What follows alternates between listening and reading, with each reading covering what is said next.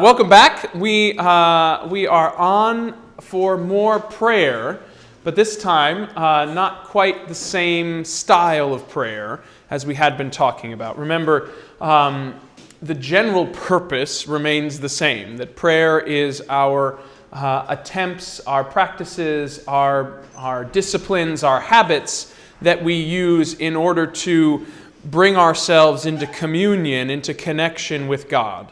And we need to tend that relationship. We need to give ourselves opportunities to experience the presence of the living God. And the way that we had been talking about doing that was through the very verbal or linguistic prayer, liturgical prayer, Sunday morning, yes, but also some of the pre-written collects from the Book of Common Prayer, the daily office for morning, evening, or morning, noonday, evening, compline, those forms of prayer which get us reading Scripture, they get us praying the prayers of the church, internalizing those practices. And we talked about how the purpose was really both for our own individual enjoyment and edification spiritually, but also for our sort of participation within the larger life of the body of Christ. So those were a very particular form of prayer. We had all sorts of resources, good things that you could do to encourage those habits. Today, we're going to begin 3 weeks on other forms of prayer. And the first week, this week, will be centering prayer or silent prayer, as well as guided meditation. I'm going to talk about both of those together a little bit. We're going to do it for a little while, so if you're watching at home, nothing has gone wrong. We're just being quiet together. But that'll be this week. Next week, we're going to talk about some traditional structured reflection periods, which will incorporate some of the practices and skills that we're trying to develop when we're talking about becoming still and quiet. But things like Lectio Divina, which is Latin for holy reading, as well as the Ignatian Examen, which is not a test, but is an opportunity for a structured way of reviewing your day and sort of some questions to ask, some habits and practices at the end of the day, looking backwards. And then the last week, we're going to talk about icons and more sort of visual prayer. We'll talk about some of the ways in which people are drawn into praying in color or coloring as prayer. You know, the adult coloring books are now a thing, and some people use that as a form of prayer. Mandalas, other sort of physical, visual representations that draw people in. So just as I know we have some teachers in the room, there are different kind of learners, right? There's visual, there's oral, there's verbal learners. There's different kind of prayers. And so not all of these practices will probably fit you, and that's okay. That's why you're going to get them in small doses, and then you get to choose what is your practice, what is your habit, what is your discipline as you seek to engage more fully in the life of prayer. All right?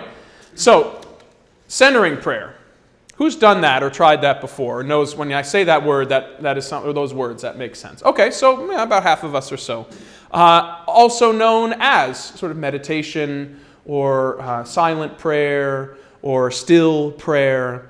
The whole, it sometimes gets equated with mindfulness, which is sort of the secularized version of this, as if in the 21st century, like we invented being quiet and sitting there and thinking. I actually think that's somewhat of a as much as I sort of am somewhat sort of skeptical of this sort of commercialization of meditation. Mindfulness seems like a misnomer only in the sense that it's really not mindfulness. It's trying to get mind emptiness or mind nothingness. So when people are talking about mindfulness in modern culture, they're generally talking about what we're going to be talking about, but it often is sort of packaged in sort of this sort of self-realization, actualization kind of thing that maybe not quite what we're looking at from the Christian perspective, because it's not necessarily that more secularized version working from the presupposition of God's existence and presence within the stillness or the quiet or the mind, as it were. Anyways, the whole principle is that you're trying to get to a place of stillness in body and in mind, a place of quiet, a place of emptiness. And people tend to write a lot about this kind of prayer because it is one of these amorphous practices that's really hard to describe. So you'll hear me using a lot of different words for what it is we're trying to do because the only thing we have is sort of metaphors for this experience, and some of those metaphors may work for you, some may not. So I'm going to throw out a few of them every time. So if I say stillness, I'll also say quiet or emptiness or nothingness, because those are all trying to get at the same thing without actually being able to shoot directly at it. This sounds rather rudimentary, right? But I would venture this is perhaps one of the more difficult prayer practices that you might engage in, both because you have to try to still your body, which for some people is devilishly difficult, and then if you can accomplish that, congratulations, now you have to still your mind, which is perhaps 10 times harder for a lot of folks. There have been wonderful ways that people have sought to describe what happens when they try to engage in this form of prayer, and the monks used to call it sort of monkey brain, right? It would jump from limb to limb, and if you've ever been to anywhere where there are monkeys, you know there's a level of energy that just is sort of off the charts. Come in, guys, come in. Other people talk about it as like all of a sudden you're at a cocktail party in your brain, and you got all these different voices and people sort of talking to you from that way, and that is also possible. Some people call about it like traffic, like you're out driving and there's all sorts of noises and sounds and things going on, and you're unable to just calm it all down. So it really is a lot harder than it sounds. Simple but not easy, some might say, in that sense. But I do think it's worth asking ourselves as we begin learning and practicing this kind of prayer, how much time do you spend with your own thoughts? Like, how much time do you actually spend, like, intentionally thinking or intentionally being quiet or still?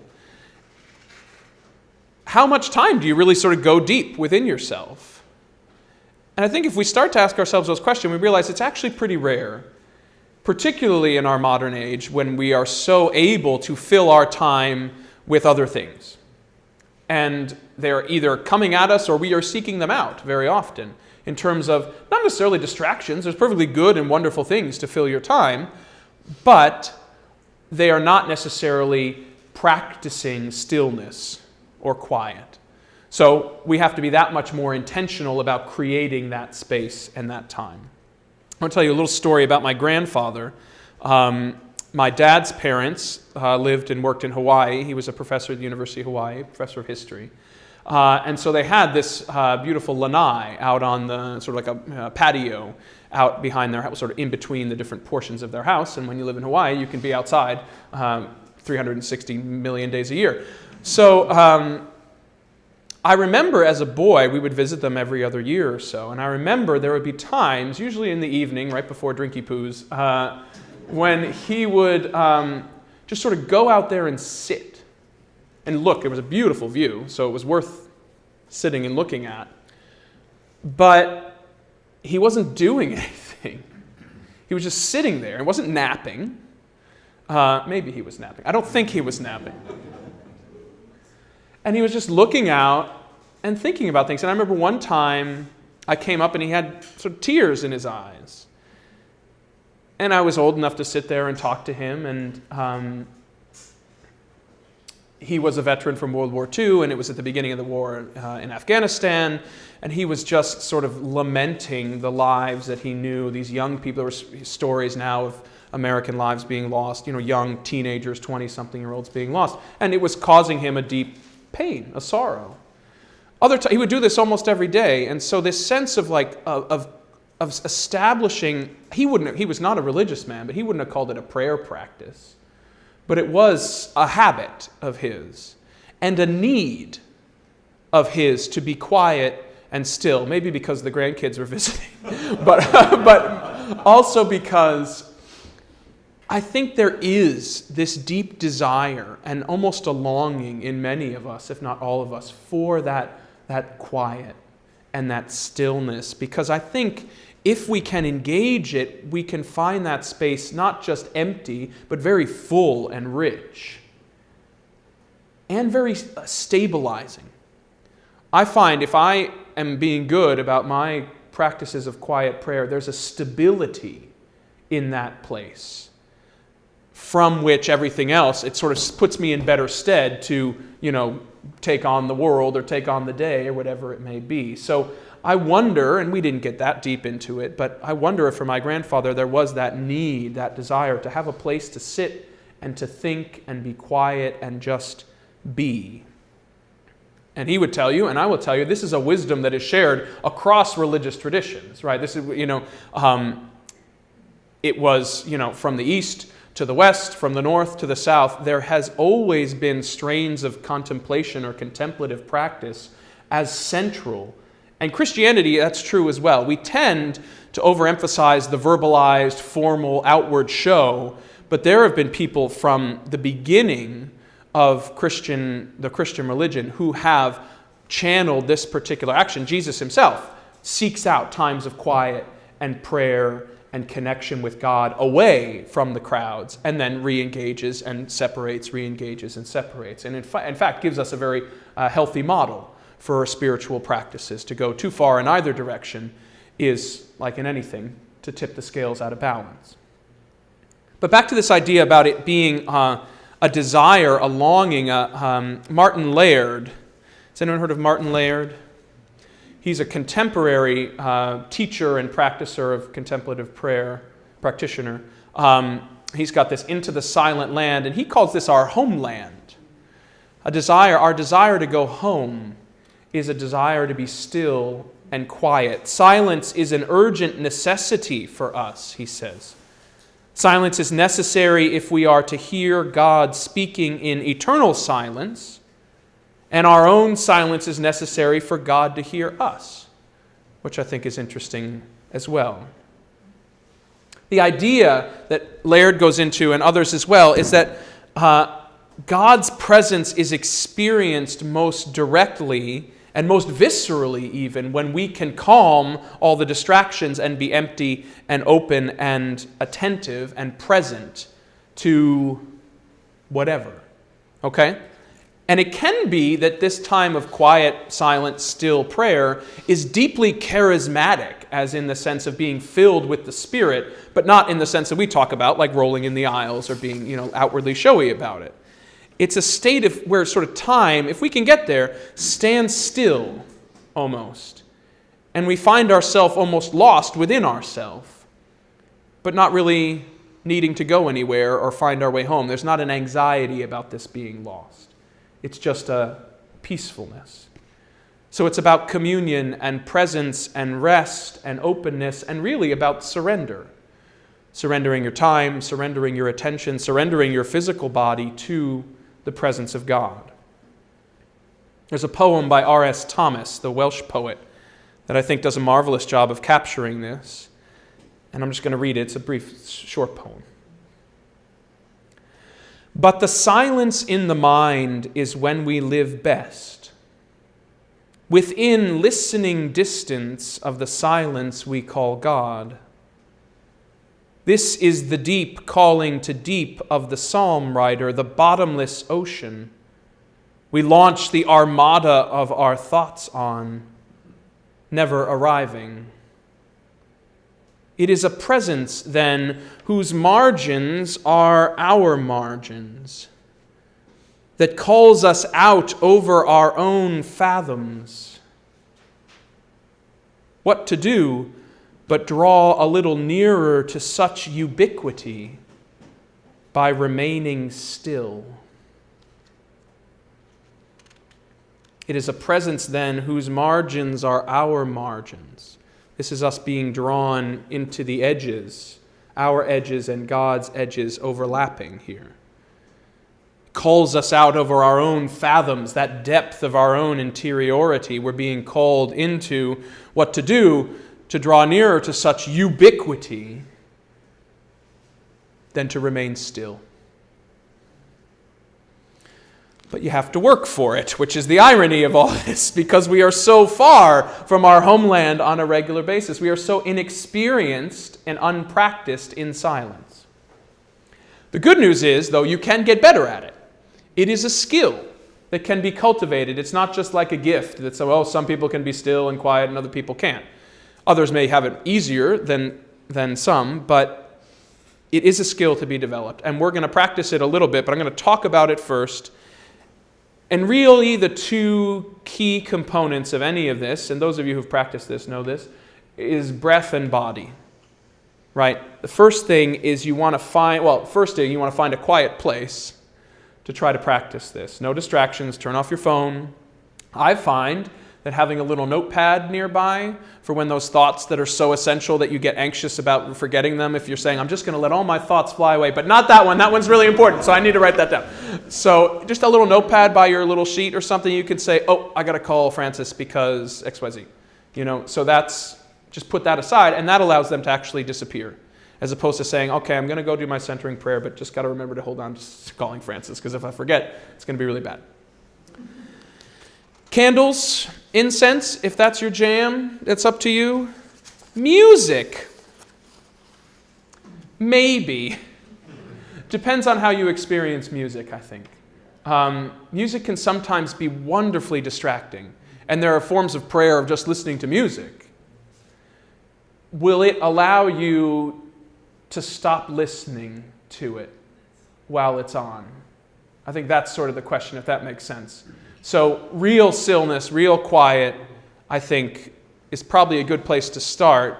If you find that too difficult, throw on some chant or something that doesn't have necessarily words or a real sort of rock and beat that's going to sort of get you jamming.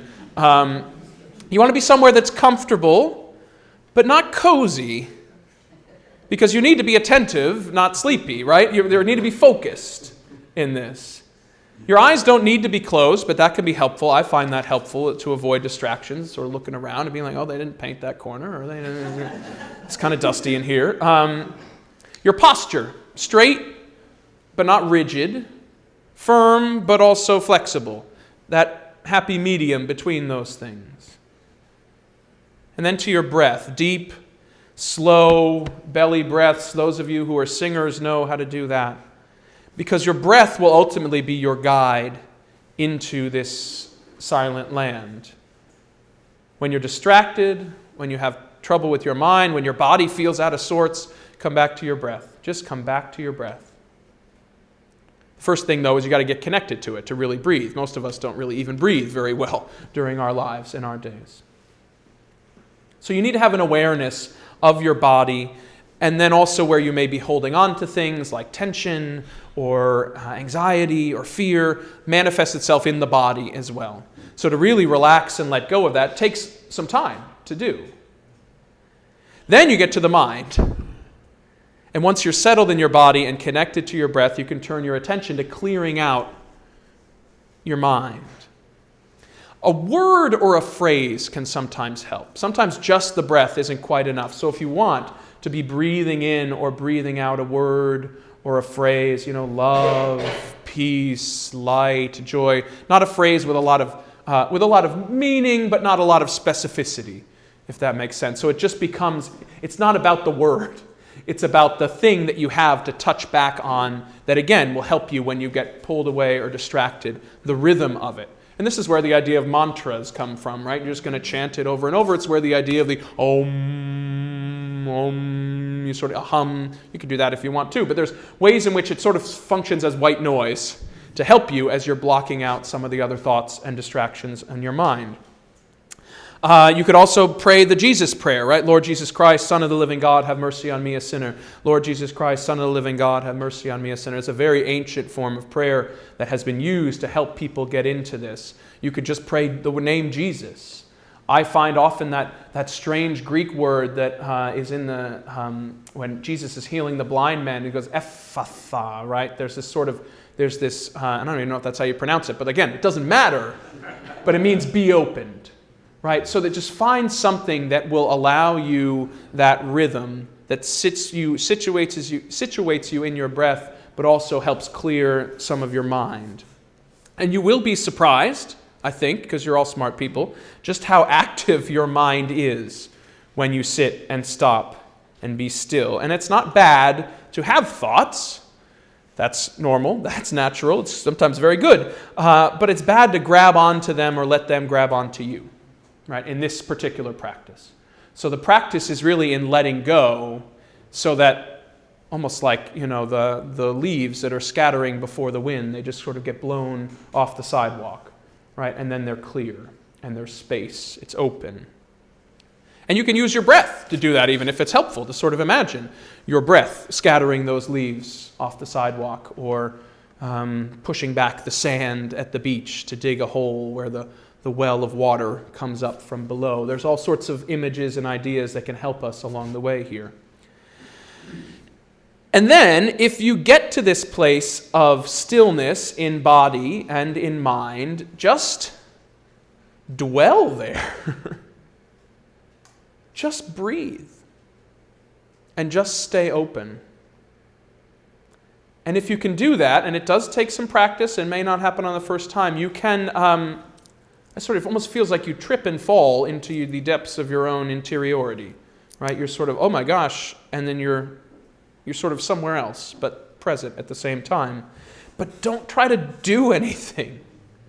That is the thing you are trying to do, is to do nothing. So just be present, be patient, be attentive, be open, and then just see what happens. And it's that level of attentiveness that can make this form of prayer really powerful, because all of a sudden then we're sort of prepared, we are ready for God to show up. If you get distracted, if you get worked up, if you get anxious, just come back to your breath, come back to your word. Don't chastise yourself, don't get anxious. Just come back. Just come back, just come back, just come back.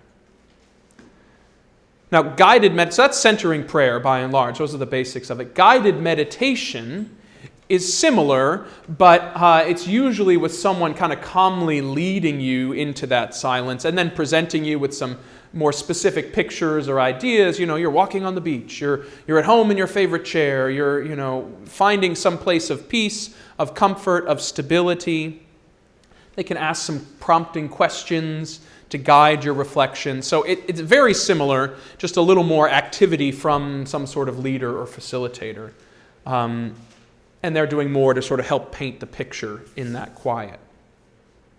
So I will just say, before we practice this ourselves, if you're interested in reading more about this, you've got your desert fathers and mothers from the early centuries of the church, who are the people who went out into the desert and really practice this kind of deep, deep stillness and meditation and come up with much wisdom. We have our own tradition of that in Christianity. You've got medieval mystics like Teresa of Avila or St. John of the Cross, who literally tried to spell out the steps that you would take, the sort of the ladder, the staircase that you needed to climb to really achieve almost enlightenment kind of sense.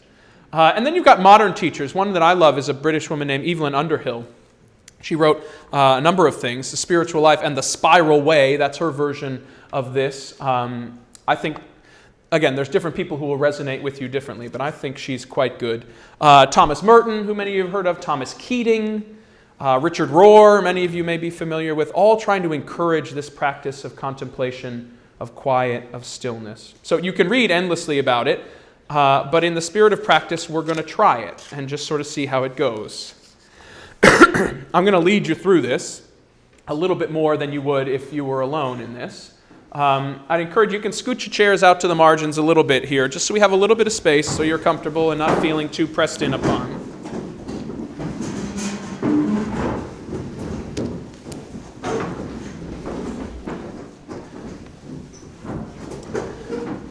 The last teacher I'm going to mention here, you've got 15 minutes, that's good, is Howard Thurman.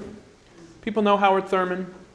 I keep bringing him up because he keeps coming up for me as someone that's worth reading. And he's got magnificent texts on issues of social justice and theology, and I have been stunned to learn, deeply, deeply spiritually grounded. So these are just this book of meditations, and he's got one in here. So as we're getting called How Good to Center Down, as we're getting ourselves ready to engage in this, I'm just going to read this a little bit, and then we'll have about 10 minutes. We're going to practice this. We'll go by quickly, I promise. 10 minutes of quiet for us to practice this and then reflect on it a little bit together, okay? How good to center down. How good it is to center down. To sit quietly and see one's self pass by. The streets of our minds seethe with endless traffic. Our spirits resound with clashings, with noisy silences, while something deep within hungers and thirsts for the still moment and the resting lull. With full intensity we seek, ere the quiet passes, a fresh sense of order in our living, a direction, a strong, sure purpose that will structure our confusion and bring meaning in our chaos. We look at ourselves in this waiting moment, the kinds of people we are. The questions persist. What are we doing with our lives? What are the motives that order our days? What is the end of our doings? Where are we trying to go? Where do we put the emphasis, and where are our values focused? For what end do we make sacrifices? Where is my treasure, and what do I love most in life? What do I hate most in life, and to what am I true? Over and over the questions beat in upon the waiting moment. As we listen, floating up through all the jangling echoes of our turbulence, there is a sound of another kind, a deeper note, which only the stillness of the heart makes clear. It moves directly to the core of our being. Our questions are answered, our spirits refreshed, and we move back into the traffic of our daily round with the peace of the eternal in our step. How good it is to center down. All right, I'm going to get this over here. And I will keep track of the time, so don't worry about the time. I'm going to start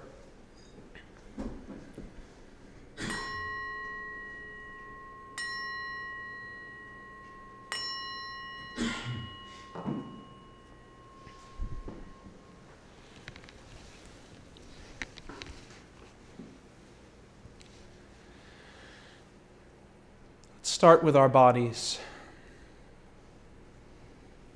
Find your feet firmly planted in the floor.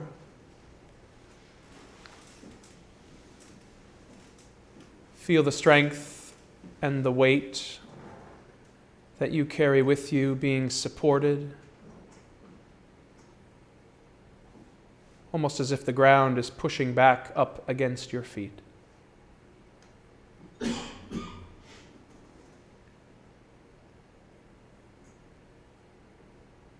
Notice your ankles as they bend and stretch, your knees as they fold,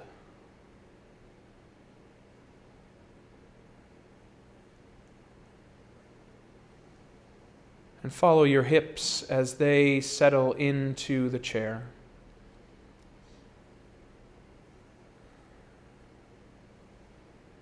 Release yourself into the weight of the chair. Do not hold yourself. Give yourself over to it.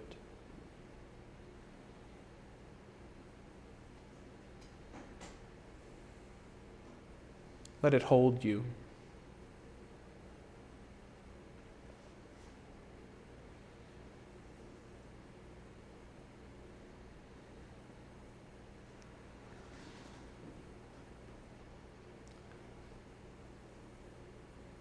Feel your lower back pressing against the back of the chair.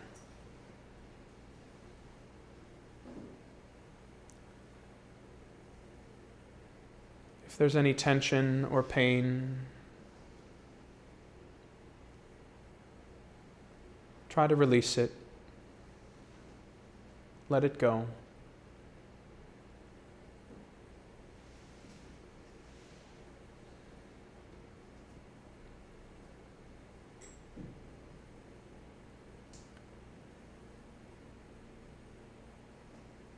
As you come up to your upper back and shoulders, these are places often full of tightness.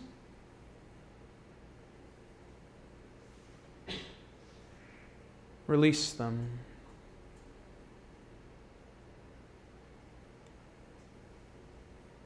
Feel them sinking down towards the ground.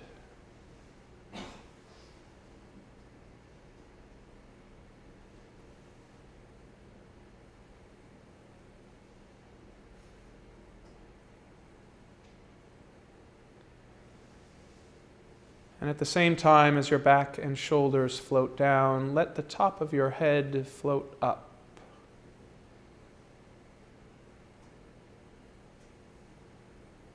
Sitting lightly at the top of your spine.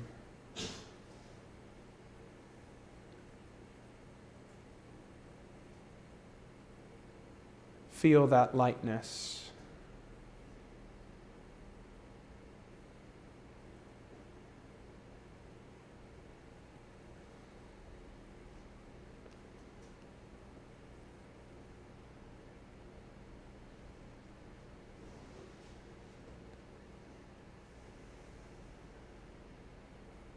And as your body begins to settle, turn your attention to your breath.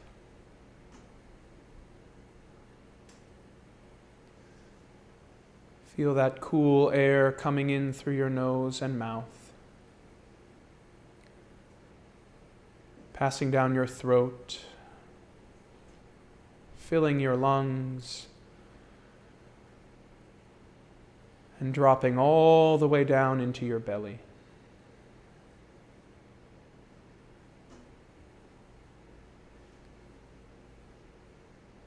Just breathe.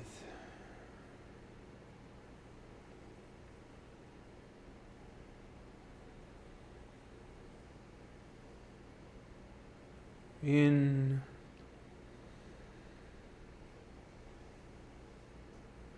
out.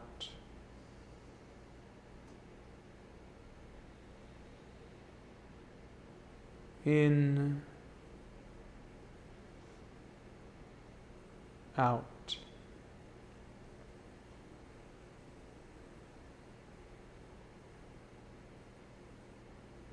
Feel your stomach rise and fall.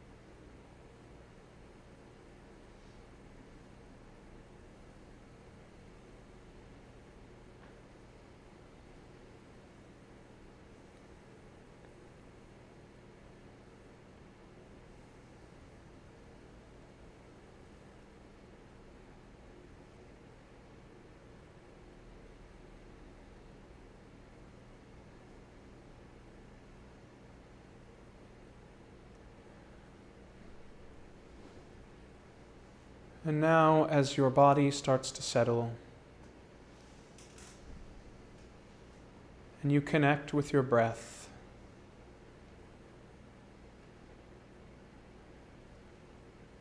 use the slow rhythm of your breath to clear your mind.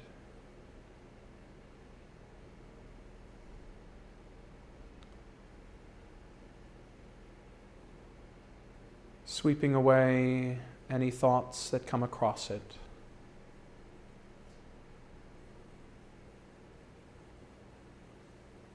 Letting them fly away like dust on the wind.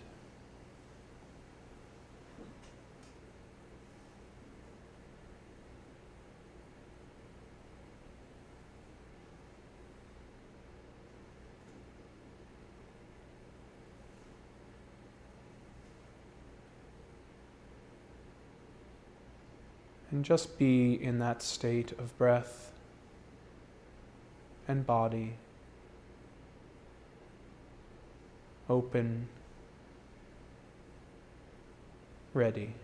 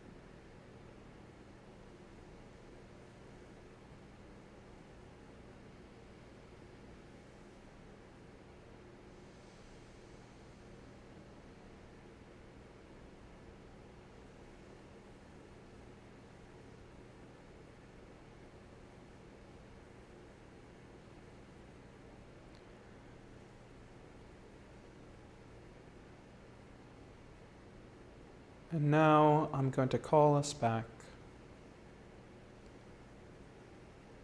from wherever we are.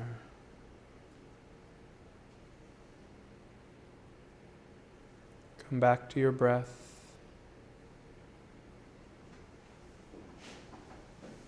Come back to this chair.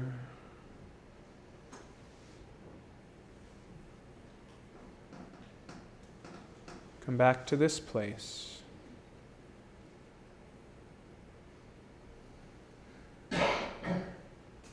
Keep breathing. Come back slowly.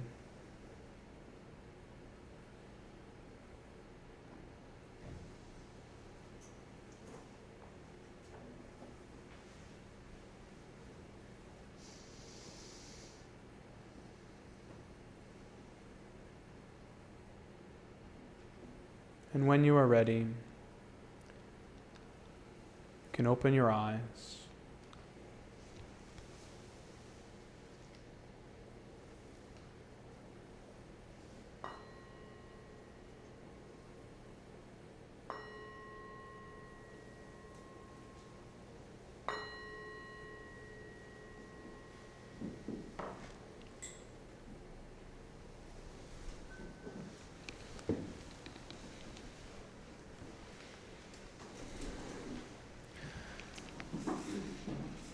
All right, we've just got another minute or two, one more minute, 2 minutes, just to say, what was that like?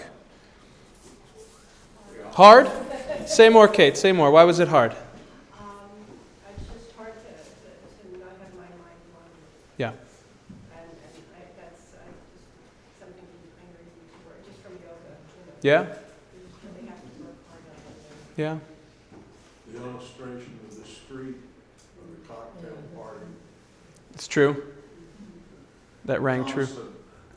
Constant. Constant noise in that sense. Blair and then Harry? I missed it. I haven't been in a group that did guided Yeah. meditation, and I missed it. I realize that. Good. I'm glad it gave you just a taste of it, enough to know. Yeah. Harry? I think there's something incredibly grounding about it because my mind went from a busier place to accomplish, but still a thoughtful place. Yeah. It just continued doing what it normally does, but in a way that was much more centered rather than Good. out in, it was in out. That's nice. That's a nice way to put it, Harry. Yeah, that's good. Ginny? Your voice is very calming. Okay, So good. At the very end, you feel refreshed. Good.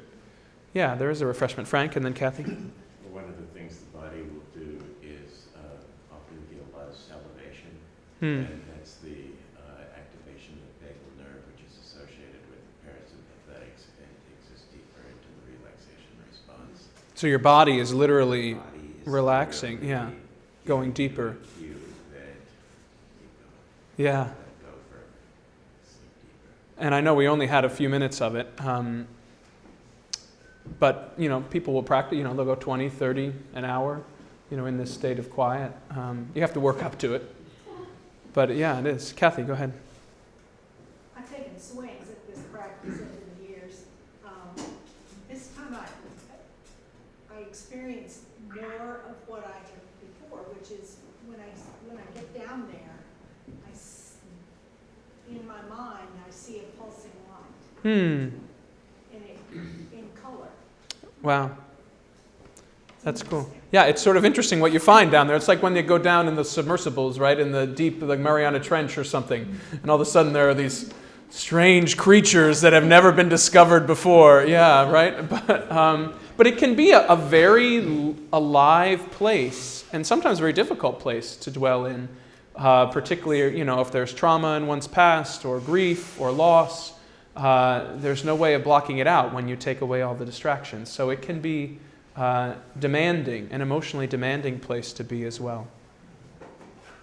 All right, well, that was just a taste, just a little flavor of it, but I encourage you, we do have a centering prayer group that meets on Zoom at 4 o'clock on Sunday afternoons, and if you'd like to try to pick up a practice but would be helped by having a group to sort of keep you accountable and participate with, there is that one, and we also are coming into a time in our common life where we can start things like that as we're coming back into the building and out of COVID. So if this was meaningful for you, let's keep the conversation going. Next week we'll talk about still reflective, somewhat quiet prayer, but more structured in the questioning and things like the Lectio or the Examen as well. But we got to get ready for church, which is going to feel really loud and really busy after all this. But thank you guys all very much.